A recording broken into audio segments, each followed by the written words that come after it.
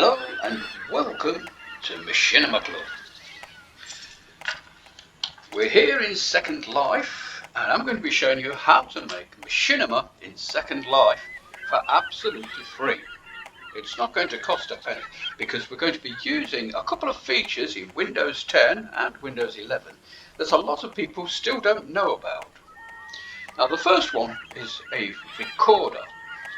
It's a video recorder, and it's mainly for gaming, and it can be used in Second Life or practically any other app really.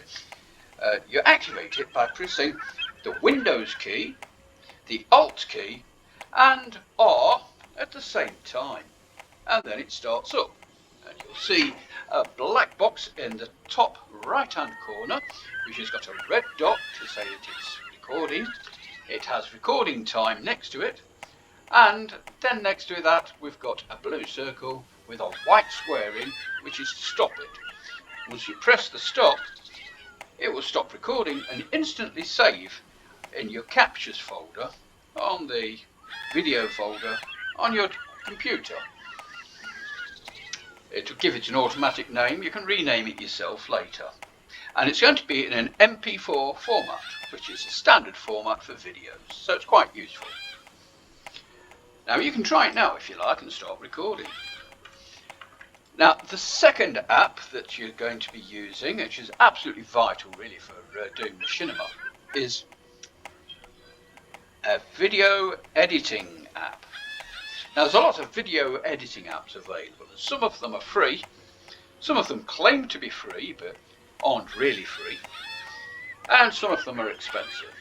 Now as you can expect, a free one, you can't expect much from it, but it's got the basics. Now this one is actually part of Windows. It comes with Windows, with Windows 10 and Windows 11. It's called Video Editor, and you can find it by clicking on your Windows icon in your bottom left hand corner, then scrolling through your programs until you come to the V section, and somewhere near the top of the V section you'll find Video Editor. Click on that and it starts up, and I'll be getting on to teaching you how to use that later, but first of all let's go back to actually shooting Machinima. Now usually your screen is going to have a user interface on, and I've got mine turned off at the moment. I'll switch it on and there you see it. We've got a lot of icons on the bottom, and we've got menus at the top and all sorts of other information, what groups are open, and you can also see my camera controls there and my walking controls over here. So it's quite a busy screen, and it's something that you're not going to want when you're actually filming a video, when you're making a movie. So you can turn that off. And the easy way to turn it off is to press Control, Alt and F1, and it's gone. There we have a clean screen. Now if you've also got a HUD and you don't want to remove your HUD, you can make the HUD invisible too.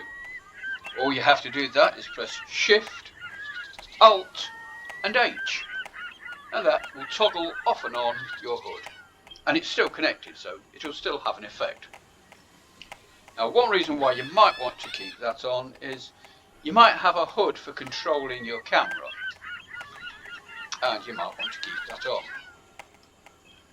because there are some special scripts that you can put into HUDs that can make your camera a bit better.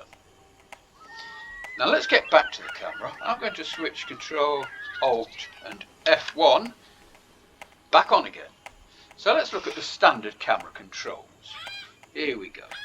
Now normally you're going to be viewing from the rear.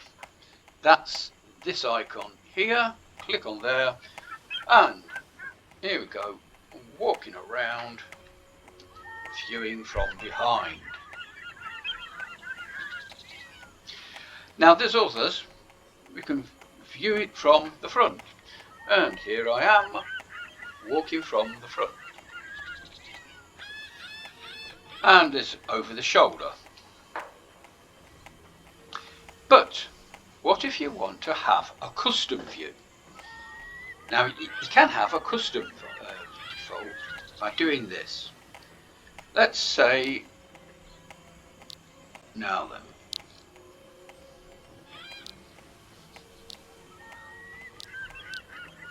no, not that, bit better. Now that one looks like quite a good one, doesn't it? So what you do, if you want your camera views to be from there, move your camera to where you want to be shooting from for a default view. Next to the position button, there's a little button here to save as a preset. So you just click on that, name your preset. Now I'm going to call that Face 2, because I've already got one called Face, and save it. Now that is currently my default. So if I walk, as soon as I start walking, it's going to move back to more or less that position. Does drift slightly. One thing you might want to do is you might want to make your camera phantom, because in the default view your camera is not phantom. So that's something you might want to consider, because otherwise your camera is going to move when it bumps into things. Well, that's enough on the camera. So we know how to shoot a scene. I won't go into the details of how to create custom animations or anything like that. That's more complex. For now, we know how to start and stop. We press the little white square to stop filming. And I shall do that now, and then join you later to explain how to use the editor.